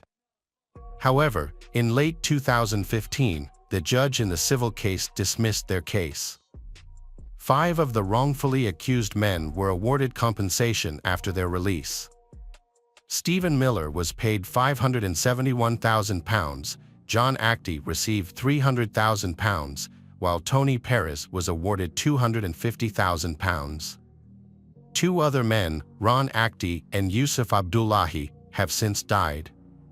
Ronnie Actie died in 2007 after struggling to come to terms with what had happened to him. Yusuf Abdullahi died in 2011 from cancer after battling post-traumatic stress disorder. Welcome back, detectives. Let's dive into another horrible case. The case of Els van Doren. Els van Doren was a 38-year-old Belgian woman married to Jan de Wilde, a jeweler. Together, they had 2 children, Vincent and Carol. Although he worked in his family's jewelry store, Els van Doren's real passion had been skydiving. She initially took up the sport with her husband in 1994, but she quickly overcame his interest as her passion for skydiving grew. Els van Doren was an experienced skydiver with 2,300 jumps. Every weekend and holiday, she spent time skydiving. In 1998, she began formation jumping, and in 2001, she became a member of an all-female skydiving team called the Divas. The team competed at the World Skydiving Championships in 2003. However, Els van Doren had to leave the team in 2004 due to a herniated disc. After recovering, Els van Doren decided to skydive more for fun than for competition. She joined the Swartberg Parachute Club, where she met a fellow skydiver and close friend. Els Babs Klotmans, who was 26 years old and a school teacher. To avoid confusion within the club, Els van Doren suggested the nickname Babs for her young friend. Both women were acquainted with Marcel Summers, a member of the Swartberg Parachute Club. As Els van Doren, Babs, and Marcel became acquainted, Els Van Doren found herself developing a strong relationship with Marcel, which eventually became a romantic relationship. Even though she was married, Els Van Doren was able to keep her relationship with Marcel a secret because her family was used to her spending weekends at the skydiving club. She often visited Marcel's apartment on weekends without arousing her husband's suspicion. What Els Van Doren didn't know was that she not only shared a name with Babs, they also shared a man, Marcel. Unbeknownst to both Els Van Doren and Babs, Marcel had been secretly hooking up with both of them, devising a plan to manage his time with each of them. Friday was for Babs, while Saturday was for Els Van Doren. This arrangement worked for Marcel for a while, but it didn't last long. On Friday evening, November 10, 2006, something unexpected happened. As planned, Babs went to Marcel's residence for a weekly meeting, but what she didn't know was that Els Van Doren had also decided to surprise Marcel that night. Babs and Marcel had just finished dinner and were returning to their apartment when they met Els Van Doren, who was waiting outside the door. That night, Babs did not sleep in Marcel's bed as expected. Instead, she slept in a sleeping bag on the living room floor, while Marcel and her friend, Els Van Doren, were in the bedroom. While in the living room, Babs noticed Els Van Doren's parachute and skydiving equipment nearby. Feeling hurt and betrayed by her friend's actions, Babs acted in a way that would ultimately have devastating consequences. On November 18, 2006, 12 members of the skydiving club, including Els Van Doren, Babs, and Marcel, boarded a flight over Flanders. Their plan was to jump in a four-person formation from 13,000 feet with Tom, another skydiver. During the jump, they would hold hands before leaving and opening their parachutes. Els Van Doren and Tom jumped out of the plane as scheduled, but Babs seemed to have jumped a little late. As they free fell, Babs struggled to keep up with the group. At an altitude of 9,000 feet, Marcel, Els Van Doren, and Tom decided to break formation to safely open their parachutes. That's when they realized something serious was going on. Els Van Doren's parachute wouldn't open when she pulled the rope. Remaining calm, Els Van Doren recalled her emergency training and remembered a previous experience where she had successfully deployed her reserve parachute after the main parachute failed. Els Van Doren was plummeting towards the ground at a speed of 200 kilometers per hour, with only 20 seconds to perform an emergency maneuver to ensure a safe landing. Despite her best efforts, pulling the reserve parachute cord had no effect and the parachute could not open. In a state of panic, Els Van Doren continued to pull both the main parachute rope and the backup parachute rope. But nothing happened. Marcel, at an altitude of 800 meters, witnessed Els Van Doren's desperate struggle from afar. He was 300 meters above Els Van Doren, who was only 500 meters above the ground, and he knew something was wrong because her parachute had not opened. However, he was powerless to intervene and could only watch in horror. In a last-ditch effort, Els Van Doren tried to untangle her parachute in hopes of activating it, but it was too late. Her life ended. Meanwhile, in Upavbeek town, a woman was drying laundry in her garden when she heard a loud noise. She looked up and saw a person falling from the sky with a parachute, heading straight for her garden. This sight was not unusual as her house was located near a skydiving club and its landing strip. She suddenly noticed a piece of white cloth stuck to her bush. When she got closer, she saw a person lying in the bushes. She immediately called her husband, who was working in the garden, and they quickly called emergency services. Meanwhile, Marcel had landed safely and was desperately searching for Els Van Doren. He spotted an ambulance and followed it to the scene where Els Van Doren had landed. As he rushed towards her, he was restrained by the emergency team so they could work. Despite their efforts to resuscitate her, Els Van Doren died. Marcel emphasized that Els Van Doren's parachute was inoperable, pointing out that it was unusual for both the main and reserve parachutes to fail to open. He then contacted Els van Doren's husband, Jan, to tell him the news. Jan rushed to his wife's side, while Tom and Babs returned to the skydiving club to break the tragic news to the other members. The news was heartbreaking. Babs was overcome with grief, falling to her knees and crying in pain. Els van Doren's husband, Jan, went to the skydiving club to pick up her belongings. When he arrived, he met Babs, who offered to help him. However, Jan found it strange that Babs seemed to stand still with a strange grin on her face. She walked towards the dressing room with Jan following, but then suddenly locked the door, leaving Jan outside. After a long wait, Babs finally walked out carrying Els van Doren's belongings. At the scene of the accident, police found Els van Doren's parachute and helmet. The helmet had a camera that recorded her final jump.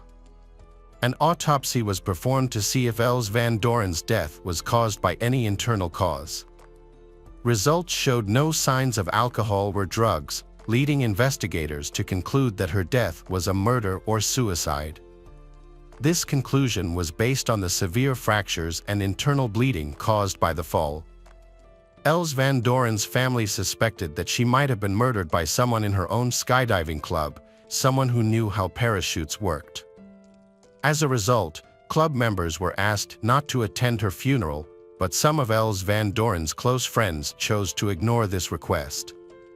The family's suffering became even greater when police revealed that Els van Doren had a secret affair with Marcel Summers that lasted more than 5 years. Jan was especially hurt when he learned that some of his club members knew about the affair, people he considered friends, but they all had kept quiet. What was even more painful was that Els van Doren had told her clubmates that she had divorced her husband, which was not true. Els van Doren had passed away just 1 day before her child Carol's 15th birthday. At the funeral, Carol gave a heartfelt speech, recalling how her family had prevented her mother from skydiving. They had longed for her to be with them, but Carol also admitted that her mother had been a unique person who wouldn't have been happy if she had given up what she loved. After the funeral, police began investigating the incident with Els van Doren's reserve parachute. They sent a skydiving expert to check the parachute and look for abnormalities. Experts quickly discovered a critical problem: the pilot chute, a small auxiliary parachute that helped deploy the main or reserve parachute, was missing. Obviously, someone had deliberately removed it.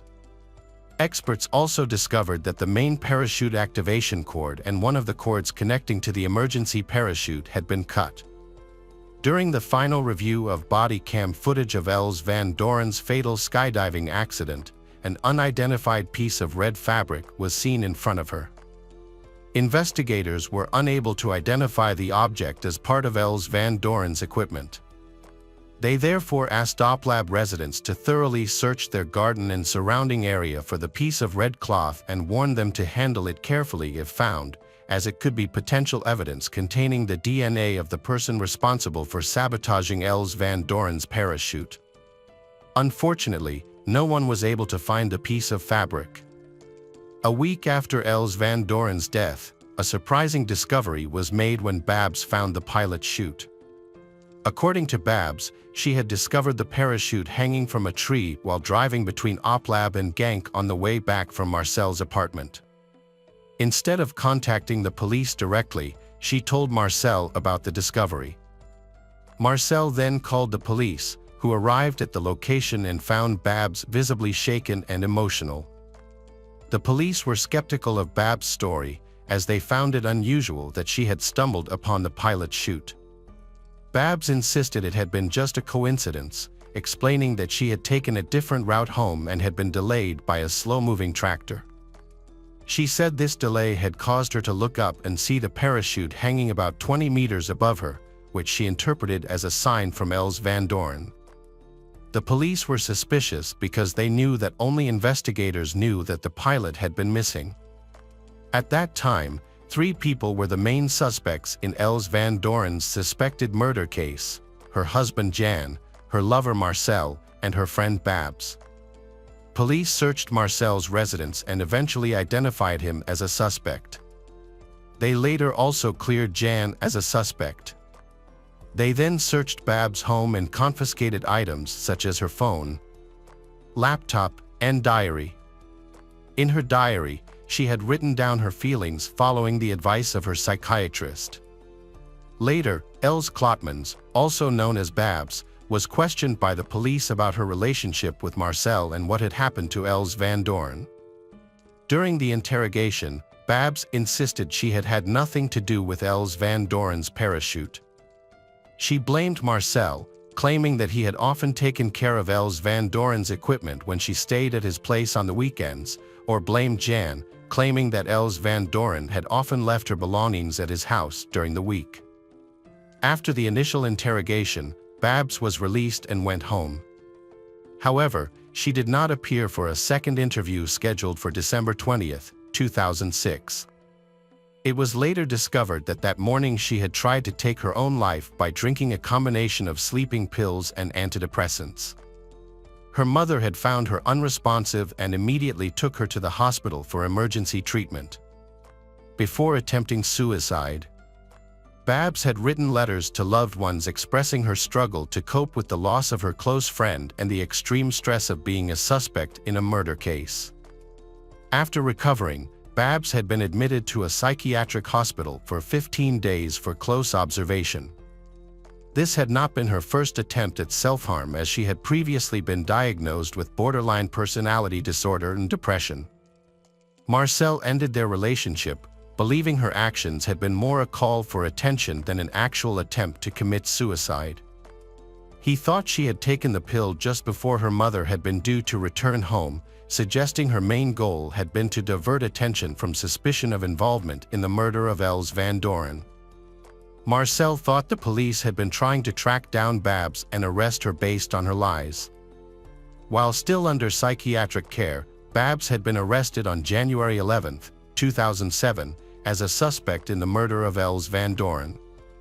When Babs appeared in court on January 19, 2007, authorities decided that she would be detained while the investigation was ongoing. Authorities asked Babs to take a polygraph test, but she refused and it was never taken. A thorough examination of Els van Doorn's parachute equipment had showed that someone had deliberately cut the parachute cord with scissors. The investigation revealed that the person responsible might have been right-handed. Babs spent 3 months in prison by March 2007, having to endure many interrogations. During questioning, she denied any wrongdoing but admitted sending anonymous letters to Els van Doorn. The letter affirmed that Els van Doorn's actions towards her family were wrong. Jan found the letter, but he interpreted it as a criticism of Els van Doorn's frequent absences due to parachuting. However, Babs' intention had been to warn Els van Doorn to end her relationship with Marcel. Babs also confessed to calling Marcel anonymously, especially when he had been with Els van Doorn. She had intended to threaten them. Investigators analyzed Babs' automatic activation device, AAD, and discovered that Babs had jumped with the rest of the team and deployed her parachute beforehand. This supposedly allowed Babs to witness events unfold from above and monitor where Els van Doorn's parachute would land. Babs could have landed and retrieved the parachute later. Babs' trial in the murder of Els van Doorn began on September 24, 2010. Babs had been quickly arrested. The prosecution felt confident that they had enough evidence to prove Babs had committed murder. They believed Babs had been motivated by jealousy because she had discovered her lover, Marcel Summers, had been having an affair with her best friend, Els van Doorn. Babs had previously told investigators that she knew Marcel preferred Els van Doorn to her. The prosecution argued that Babs had wanted to eliminate Els van Doorn as a rival. However, Babs' defense argued that the prosecution's case had been based on circumstantial evidence and unproven allegations. During the trial, Babs claimed that she had not seen a future with Marcel and only had an intimate relationship with him because of her low self-esteem. She even suggested that Els van Doorn's daughter, Carol, might have wanted to harm her mother for being away for the weekend. However, despite her efforts to manipulate the jury and shift blame, the judge's verdict prevailed. On October 20, 2010, Babs had been convicted of murdering her friend Els Van Doren and received a 30-year prison sentence. During the trial, Babs, steadfastly maintaining her innocence, had been closely monitored to prevent her from harming herself again. She later filed an appeal claiming that the police had interrogated her without a lawyer. In May 2011, her appeal was dismissed. In June 2022, after serving 12.5 years in prison, Babs was conditionally released after a third appeal and is now free. It is a pity that Els Van Doren had suffered a tragic fate and that her family had suffered immense pain when the truth had been revealed. Our sincerest condolences go out to the family and loved ones of Els Van Doren, who will be deeply missed. Welcome back, mystery lovers. Today's case is going to keep you on the edge of your seat. The case of Neil Entwistle. Neil Entwistle was born on September 18, 1978, in Worksop, Nottinghamshire, England, to Clifford and Yvonne Entwistle. He grew up in a humble home with his younger brother, Russell. His father worked as a coal miner before becoming a labor councillor, while his mother worked as a cook in a school cafeteria. After finishing high school, Neil Entwistle enrolled in the University of York, where he studied electronic engineering and business management. During this time, Entwistle met an American student named Rachel Souza who was attending York as a study abroad student. Rachel was originally from the Kingston area in Massachusetts, had attended Silver Lake Region High School before going to Holy Cross College in Worcester. While studying abroad in York for a year, she met Neil Entwistle on the rowing team. Neil Entwistle was withdrawn, shy, and indecisive, rarely interacting with others.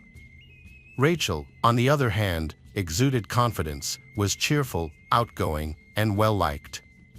Her American roots brought an undeniable charm to her personality, and Rachel was well received by the other members of the rowing team. Over time, Neil Entwistle and Rachel found themselves drawn to each other, eventually spending more and more time together. Benjamin Pryor, a close friend of Neil Entwistle and Rachel's since college, said the couple were very understanding, affectionate and caring towards each other.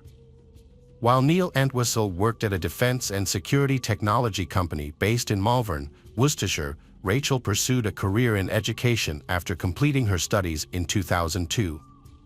Rachel took up a teaching role in English, drama and theater studies at St. Augustine's Catholic High School in Redditch, nurturing young minds through the arts. In a post on Friends Reunited in June 2003, Neil Entwistle happily shared about his upcoming marriage to Rachel. They met through rowing, although he expressed dissatisfaction with life south of the border in Birmingham. He was happy with his upcoming marriage. In August 2003, Neil Entwistle and Rachel got married in 2 ceremonies, one in Plymouth, UK, and the other in Massachusetts, USA. After the US ceremony, they had a reception in the UK in November of the same year. Neil Entwistle shared the early days of their married life on a family website, including their Christmas 2004 trip to the Mediterranean. In April 2005, their daughter, Lillian Rose, was born. Neil Entwistle and Rachel decided to move to the United States.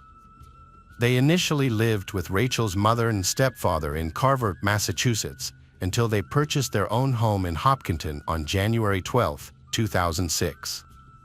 Their new home was located on a quiet cul-de-sac with only 8 neighbors, creating a peaceful setting close to a major city. Despite Neil Entwistle's efforts to find work as a computer programmer and IT specialist, he encountered difficulties in finding work, leading to financial stress and mounting debt. To ease the financial burden, Neil Entwistle turned to selling PC parts on eBay. However, his business was affected by customer complaints about undelivered orders, forcing eBay to investigate fraud. An investigation into Neil Entwistle's eBay activities uncovered that he was using multiple accounts under different names. Further investigation revealed that Neil Entwistle was involved in running a website called millionmaker.co.uk. This website promoted a get-rich-quick scheme that promised to help people in the adult entertainment industry make a guaranteed $6,000 per month within 6 months. The website also claimed to offer 24/7 assistance. However, these claims ultimately led to the website being shut down. Neil Entwistle used online platforms to find sexual partners. He visited several websites to pursue relationships looking for sexual partners. On Adult Friend Finder, Neil Entwistle created a profile and emailed several women expressing his interest in meeting sexual partners. An investigation found incriminating evidence on Neil Entwistle's laptop. In his profile, Neil Entwistle stated that he was interested in meeting American women of different ages. Neil Entwistle also mentioned that he wanted to confirm whether American women were better in bed than women from other countries. Neil Entwistle's profile indicated that he was looking for a specific type of casual relationship and was open to meeting people with similar interests. Testimony at the trial revealed Neil Entwistle had continued his interest in escort services up to January 18, 2006. Online searches he conducted on Google included Blonde Bay Escort Service, Sex Escort Services Westboro, and Escort in Worcester. In their defense, Neil Entwistle's lawyers claimed that his wife, Rachel, was dissatisfied with their sex life. However, when reviewing Neil Entwistle's internet search history, it is revealed that Neil Entwistle had much darker motives than seeking out prostitutes and seeking relationships with other women. During this time, Neil Entwistle visited his father-in-law, Joe Matarazzo, in Carver, Massachusetts. Joe Matarazzo, a member of the Old Colony Sporting Club, had previously taught Neil Entwistle how to shoot. Neil Entwistle also had a .22 caliber revolver with Joe Matarazzo's family. However, on this occasion, Neil Entwistle planned to steal a gun from Joe Matarazzo's family. Neil Entwistle went to his in-laws' home, found a hidden gun, and took it back to his house in Hopkinton. Once home, he secretly hid the firearm, waiting for the right moment to carry out a violent act against his family. On January 20, 2006, Neil Entwistle entered the master bedroom of his home, where his wife, Rachel, and their 9-month-old daughter, Lillian, were sleeping in their new bed. Neil Entwistle shot Rachel in the head, and then shot Lillian, who was lying next to her. The bullet passed through Lillian's body and also hit Rachel in the left chest. Later that day, Neil Entwistle returned to Carver with the uncleaned weapon. He would later claim that he had gone shopping at Staples on that Friday and discovered his family dead when he got home. After leaving Carver, Neil Entwistle drove to Boston's Logan Airport on the evening of January 20, 2006. At the airport, he made 2 successful ATM withdrawals totaling $800, but 3 additional attempts to withdraw $420 were declined. The next day, January 21, 2006, Neil Entwistle bought a one-way ticket to London without checking any luggage. He boarded a British Airways flight that departed Boston at 8:15 p.m. that evening. Unbeknownst to Neil Entwistle, several neighbors he had invited for dinner, including Joanna Gatley and her sister Maureen, arrived at his home around 7 p.m. to find it locked with the lights on inside. Concerned for Rachel's safety, neighbors attempted to contact her mother, but were unable to reach her. They then called 911 at around 8:30. Police arrived at Neil Entwistle's home to search for clues about the missing family. Upon entering, Sergeant Michael Sutton observed the bedroom, noticing a large unmade bed, but nothing unusual. After completing their search, the police locked the house and left. However, Joanna Gatley and Maureen were still worried and decided to spend the night in the car outside the house, hoping that Rachel's family would return. To cope with the cold weather, they made several trips to the gas station restroom. The following Sunday morning, Joanna Gatley and Maureen gained entry to the house using the garage door code they had obtained from a next-door neighbor the night before. Inside, Joanna Gatley and Moran discovered dishes and leftover food in the kitchen, indicating that the family had just finished eating. The bathtub was still full of water, indicating that the couple had bathed their infant daughter. They proceeded to the master bedroom, then to Lillian's bathroom, where classical music was playing, and finally checked the living room. Rachel's mother and stepfather then arrived at Rachel's house, and together they searched around the house. After assessing the situation, they decided to report the family missing to the Hopkinton Police Department.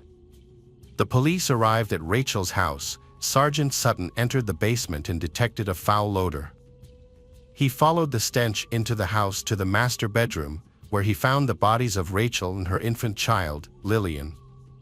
The mother's body was lying on a bed, covered in clothes.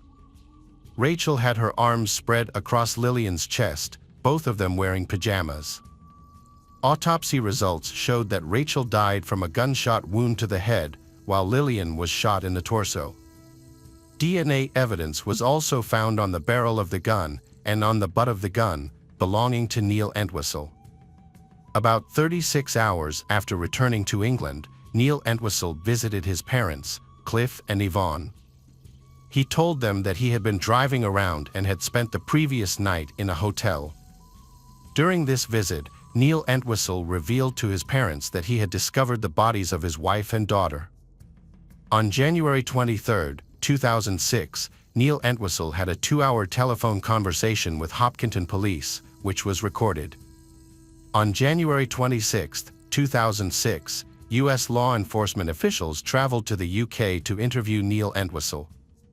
The next day, after consulting with a lawyer at the U.S. Embassy in London, Neil Entwistle chose not to cooperate with the American detectives. Meanwhile, Rachel and her daughter Lillian were buried in Evergreen Cemetery in Kingston, Massachusetts, under the surname Souza, sharing a single grave. With around 500 people attending the funeral to pay their respects. However, Neil Entwistle was absent from the ceremony, and Neil Entwistle's name was not mentioned in the proceedings or inscribed on the headstone. Despite this, Neil Entwistle sent a bouquet of flowers, consisting of an orange rose and a white lily, with a note that read, "My orange roses and lilies forever," signed Sakoko. After returning to the UK, Neil Entwistle resumed his normal life in February 2006. However, the media continued to gather outside his parents' home in Worksop. Neil Entwistle went to Notting Hill for dinner with his old crew from York University, followed by a trip to the cinema.